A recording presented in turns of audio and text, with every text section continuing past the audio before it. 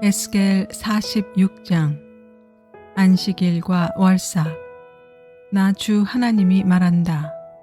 안뜰의 동쪽 중문은 일하는 엿새 동안 잠가두었다가 안식일에 열고 또 매달 초하루에도 열어야 한다. 왕은 바깥 마당에서 이 문의 현관으로 들어와서 문설주 곁에 서 있어야 한다. 제사장들이 그의 번제물과 화목제물을 바치는 동안에는 그가 그 대문의 문지방 앞에서 엎드려 경배하고 바깥으로 나가야 한다. 그 문은 저녁 때까지 닫지 말아야 한다. 이 땅의 백성도 안식일과 매월 초하루에는 이 문 어귀에서 주 앞에 엎드려 경배해야 한다. 왕이 안식일에 주께 바쳐야 할 번제물은 흠없는 어린 양 6마리와 흠없는 순양 1마리이다. 곡식 제물은 순양 1마리에는 밀가루 1에바를 곁들여 바치고 어린 순양에는 밀가루를 원하는 만큼 곁들여 바쳐야 하고 밀가루 1에바에는 기름 1흰을 곁들여 바쳐야 한다. 매달 초하루에는 흠없는 숫송아지 1마리와 어린 양 6마리와 순양 1마리를 흠없는 것으로 바쳐야 한다. 또 곡식 제물로는 숫송아지 1마리에는 밀가루 1에바를, 순양 1마리에는 밀가루 1에바를, 어린 양에는 그가 원하는 만큼 곁들여 바칠 것이며 밀가루 1에바에는 기름 1흰을 곁들여 바쳐야 한다. 왕이 성전에 들어올 때에는 중문의 현관으로 들어왔다가 나갈 때에도 그 길로 나가야 한다. 그러나 이 땅의 백성이 성회 때의 주 앞에 나올 경우에는 북쪽 문으로 들어와서 경배한 사람은 남쪽 문으로 나가고 남쪽 문으로 들어온 사람은 북쪽 문으로 나가야 한다. 누구든지 들어온 문으로 되돌아 나가서는 안 되며 반드시 똑바로 앞쪽으로 나가야 한다.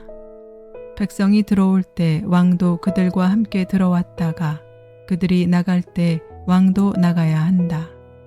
모든 절기와 성회 때에 바칠 곡식 제물은 숫송아지 1마리에는 밀가루 1에바를 곁들이고 순양 1마리에도 밀가루 1에바를 곁들이고 어린 순양에는 원하는 만큼 곁들여 바치고 밀가루 1에바에는 기름 1흰을 곁들여 바쳐야 한다. 왕이 스스로 하고 싶어서 번제물이나 화목제물을 주에게 바치려고 하면 그에게 동쪽으로 난 대문을 열어주어야 한다. 그는 안식일에 자신의 번제물이나 화목제물을 바친 것과 같이 하고 밖으로 나간 다음에는 그 문을 닫아야 한다. 매일 바치는 제사. 또 너는 매일 주에게 1년 된 흠없는 어린 양 하나를 번제물로 바쳐야 한다. 너는 아침마다 그것을 바쳐야 한다. 아침마다 바치는 번제물에는 밀가루 6분의 1 에바와 그것을 반죽할 기름 3분의 1 흰을 곁들여 바쳐야 한다. 이것이 주에게 바치는 곡식 제물로서 영원히 지킬 규례이다. 이렇게 제사장들은 아침마다 어린 양과 곡식 제물과 기름을 준비하여 정규적으로 드리는 번제물로 바쳐야 한다. 왕과 그의 토지. 나 주 하나님이 말한다. 만일 왕이 자신의 아들 가운데서 어떤 아들에게 유산을 떼어서 선물로 주면 그것은 아들의 재산이 된다. 이런 것은 유산으로서 아들의 재산이 된다. 그러나 만일 왕이 어떤 신하에게 유산을 떼어서 선물로 주면 그것은 희년까지만 그 신하의 소유가 되고 희년이 지나면 왕에게로 되돌아간다. 왕의 유산은 그의 아들들의 것으로서 오직 그들의 차지가 되어야 한다. 왕은 백성의 유산을 빼앗고 그들을 폭력으로 내쫓아서 그들의 유산을 차지해서는 안 된다. 왕은 자신의 재산만을 떼어서 자식들에게 유산으로 나누어 주어야 한다. 그래서 내 백성 가운데서는 아무도 자신의 재산을 잃고 멀리 흩어져 다니는 일이 없게 하여라. 성전 부엌. 그런 다음에 그가 나를 데리고 중문 곁에 있는 통로로 북쪽에 있는 제사장들의 거룩한 방에 이르렀는데 거기에서 보니 그 거룩한 방들의 뒤편 서쪽에 빈터가 하나 있었다. 그가 나에게 일러주었다. 여기가 제사장들이 속건제물과 속죄제물을 삶으며 곡식제물을 굽는 장소다. 그들이 그 제물을 바깥들로 들고 나갔다가 그 거룩한 제물에 백성이 해를 입게 하는 일이 없게 하려고 한 것이다. 또 그가 나를 바깥들로 데리고 나가서 그 뜰의 네 구석으로 나를 데리고 다녔는데 보니 구석마다 뜰이 하나씩 있었다. 그 뜰의 네 구석에는 담으로 둘린 작은 뜰들이 있었고 그 길이는 40자요 너비는 30자였다. 이렇게 네 뜰의 크기가 같았다. 그 작은 네 뜰에는 돌담이 둘러쳐 있었고 그 돌담 밑으로 돌아가며 고기를 삶는 솥이 걸려 있었다. 그가 내게 일러주었다. 이곳은 성전에서 시중드는 사람들이 백성의 희생제물을 삶는 부엌이다. 에스겔 47장. 성전에서 흘러나오는 물. 그가 나를 데리고 다시 성전문으로 갔는데 보니 성전 정면이 동쪽을 향하여 있었는데 문지방 밑에서 물이 솟아나와 동쪽으로 흐르다가 성전의 오른쪽에서 밑으로 흘러내려가서 제단의 남쪽으로 지나갔다. 또 그가 나를 데리고 북쪽 문을 지나서 바깥으로 나와 담을 돌아서 동쪽으로 난 문에 이르렀는데 보니 그 물이 동쪽 문의 오른쪽에서 솟아나오고 있었다. 그가 줄자를 가지고 동쪽으로 재면서 가다가 천자가 되는 곳에 이르러 나더러 물을 건너보라고 하기에 건너보니 물이 발목에까지 올라왔다. 그가 또 재면서 가다가 천자가 되는 곳에 이르러 나더러 물을 건너보라고 하기에 건너보니 물이 무릎까지 올라왔다. 그가 또 재면서 가다가 천자가 되는 곳에 이르러 나더러 물을 건너보라고 하기에 건너보니 물이 허리까지 올라왔다. 그가 또 재면서 가다가 천자가 되는 곳에 이르렀는데 거기에서는 물이 내가 건널 수 없는 강이 되었다.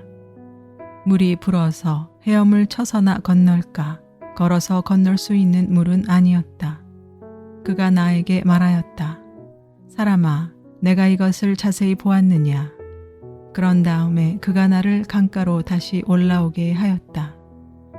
내가 돌아올 때에는 보니 이미 강의 양쪽 언덕에 많은 나무가 있었다. 그가 나에게 일러주었다. 이 물은 동쪽 지역으로 흘러나가서 아라바로 내려갔다가 바다로 들어갈 것이다. 이 물이 바다로 흘러들어가면 죽은 물이 살아날 것이다. 이 강물이 흘러가는 모든 곳에서는 온갖 생물이 번성하며 살게 될 것이다. 이 물이 사해로 흘러들어가면 그 물도 깨끗하게 고쳐질 것이므로 그곳에도 아주 많은 물고기가 살게 될 것이다. 강물이 흘러가는 곳이면 어디에서나 모든 것이 살 것이다. 그때에는 어부들이 고기를 잡느라고 강가에 늘 늘어설 것이다. 어부들이 엔게디에서부터 에네글라임에 이르기까지 어디에서나 그물을 칠 것이다. 물고기의 종류도 지중해에 사는 물고기의 종류와 똑같이 아주 많아질 것이다. 그러나 사해의 진펄과 개펄은 깨끗하게 고쳐지지 않고 계속 소금에 절어 있을 것이다. 그 강가에는 이쪽이나 저쪽 언덕에 똑같이 온갖 종류의 먹을 과일 나무가 자라고 그 모든 잎도 시들지 않고 그 열매도 끊이지 않을 것이다. 나무들은 날마다 새로운 열매를 맺을 것인데 그것은 그 강물이 성소에서부터 흘러나오기 때문이다.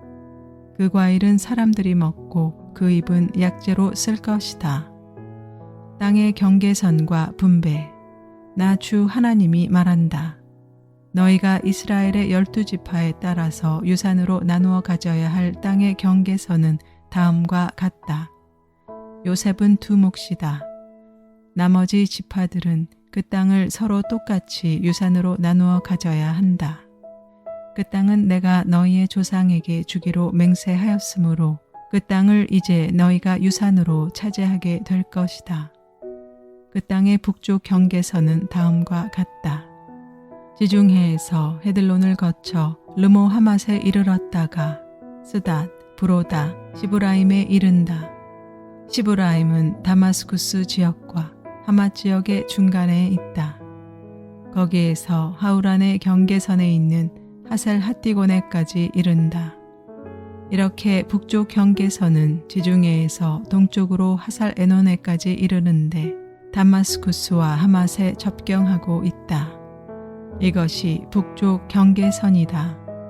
동쪽은 하우란과 다마스쿠스 사이에서 시작하여 길르앗과 이스라엘 땅 사이의 경계인 요단강을 따라 멀리 사이의 다마레까지 이른다. 이것이 동쪽 경계선이다. 남쪽은 다말에서 시작하여 무리봇 가데스의 샘을 지나 이집트 시내를 거쳐 지중해에 이른다. 이것이 남쪽 경계선이다. 서쪽 경계선은 지중해이다. 이 바다가 경계가 되어 로 하맛으로 건너편에까지 이른다. 이것이 서쪽의 경계선이다. 이 땅을 너희가 이스라엘의 모든 지파별로 나누어 가져라. 너희는 말할 것도 없고 너희 가운데 거류하는 외국 사람들 곧 너희들 가운데서 자녀를 낳으면서 몸붙여 사는 거류민들도 함께 그 땅을 유산으로 차지하게 하여라. 너희는 거류민들을 본토에서 태어난 이스라엘 족속과 똑같이 여겨라. 그들도 이스라엘 지파들 가운데 끼어서 제비를 뽑아 유산을 받아야 한다. 거류민에게는 그들이 함께 살고 있는 그 지파에서 땅을 유산으로 떼어 주어야 한다. 나 주 하나님의 말이다. 에스겔 48장 지파의 토지 분배. 지파들의 이름은 다음과 같다. 가장 북쪽에서부터 시작하여 헤들론 길을 따라 로 하맛을 지나서 다마스쿠스와 하맛에 접경한 경계선을 타고 하살 에노네까지 곧 북쪽으로 하맛 경계선에 이르는 땅의 동쪽에서 서쪽까지의 땅은 단 지파의 몫이다. 단 지파의 경계선 다음으로 동쪽에서 서쪽까지는 아셀 지파의 몫이다. 아셀 지파의 경계선 다음으로 동쪽에서 서쪽까지는 납달리 지파의 몫이다. 납달리 지파의 경계선 다음으로 동쪽에서 서쪽까지는 므낫세 지파의 몫이다. 므낫세 지파의 경계선 다음으로 동쪽에서 서쪽까지는 에브라임 지파의 몫이다. 에브라임 지파의 경계선 다음으로 동쪽에서 서쪽까지는 르우벤 지파의 몫이다. 르우벤 지파의 경계선 다음으로 동쪽에서 서쪽까지는 유다 지파의 몫이다. 거룩하게 바친 땅. 유다 지파의 경계선 다음으로 동쪽에서 서쪽까지는 너희가 거룩하게 바쳐야 할 땅이다. 그 너비는 25,000자이고 그 길이는 다른 지파들의 목과 같이 동쪽에서 서쪽까지이고 그 한가운데 성소를 세워야 한다. 너희가 주께 거룩하게 바쳐야 할 땅은 길이가 25,000자요 너비가 10,000자이다. 거룩하게 바친 이 땅은 제사장들에게 주어야 한다. 그들에게 줄 땅은 북쪽으로 길이가 25,000자, 서쪽으로 너비가 10,000자, 동쪽으로 너비가 10,000자, 남쪽으로 길이가 25,000자이다. 그 한가운데 주의 성소가 있어야 한다. 이 땅은 거룩히 구별된 제사장들, 곧 사독의 자손에게 주어야 한다. 그들은 이스라엘 자손이 잘못된 길로 갔을 때 레위 지파의 자손이 잘못된 길로 간 것처럼 하지 않고 내가 맡겨준 직책을 지킨 사람들이다. 그러므로 그들은 거룩하게 바친 땅 가운데서도 가장 거룩한 땅을 받아야 하고 레위 지파의 경계선과 인접해 있어야 한다. 레위 지파가 차지할 땅도 제사장들의 경계선 옆에 그 길이가 25,000자요 너비가 10,000자이다. 그 전체의 길이는 25,000자요 너비는 20,000자이다. 그들은 이 땅을 팔거나 다른 땅과 바꿀 수가 없고 또 가장 좋은 이 부분을 다른 사람의 손에 넘겨주어서도 안 된다. 그것은 주의 거룩한 땅이기 때문이다.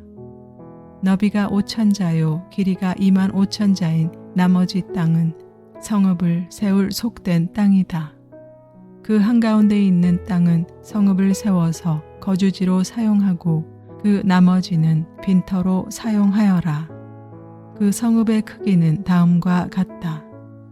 북쪽의 길이도 4,500자, 남쪽의 길이도 4,500자, 동쪽의 길이도 4,500자, 서쪽의 길이도 4,500자이다.